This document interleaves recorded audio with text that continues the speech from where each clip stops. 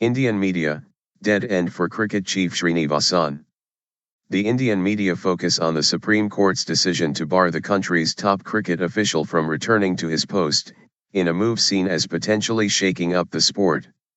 The judges have ruled that N Srinivasan cannot stand again as head of India's cricket board as long as he owns Indian Premier League team Chennai Super Kings, citing a conflict of interest.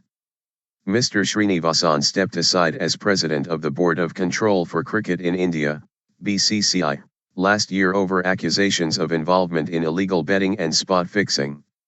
A Supreme Court report cleared him of the allegations in November. Despite this, Srinivasan has reached a dead end, the Times of India says. The paper adds that the question is now whether Mr. Srinivasan's allies in the BCCI will put up a placeholder candidate, and whether they will gain the support of a bloc of 8 members seen as loyal to India's governing Bharatiya Janata Party. The New Indian Express says the court ruling forces Mr. Srinivasan to choose quickly between selling the Chennai Super Kings and giving up on the BCCI presidency.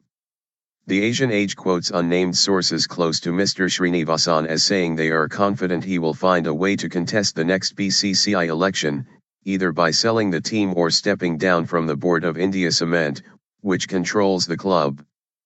But some believe the most significant result is that the court's decision brings the world's richest cricket body under the ambit of public scrutiny, as the Hindustan Times puts it. This could change everything for Indian cricket, First Post comments. The BCCI can no longer operate like its own little country, where it makes whatever laws it wants and acts as its own judge, jury, and executioner. Embarrassment. In other news, the main opposition Congress party has rebuked one of its most senior leaders for appearing to lavish praise on Prime Minister Narendra Modi.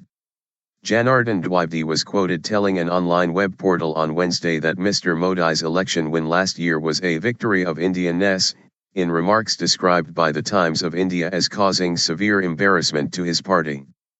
Mr. Dwivedi insists his comments have been taken out of context, and were meant as analysis of the BJP's election strategy, but this has not stopped the Congress party coming down heavily on him, according to The Hindu.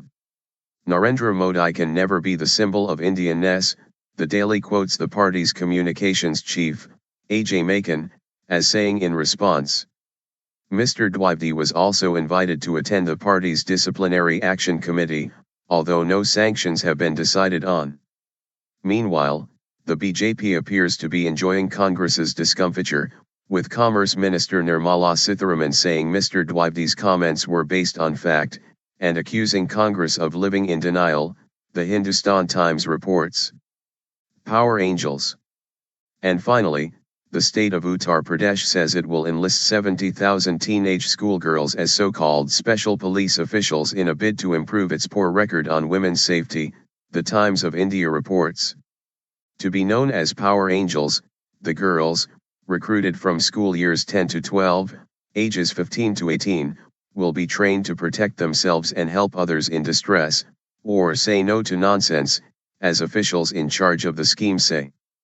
They will also act as eyes and ears of the police, providing information about crimes against women, one official, Raghavendra Pratap Singh, is quoted saying. The project is a response to the dismal record on crime targeting women in Uttar Pradesh, where instances of rape rose by 55% between 2012 and 2013, according to the Daily.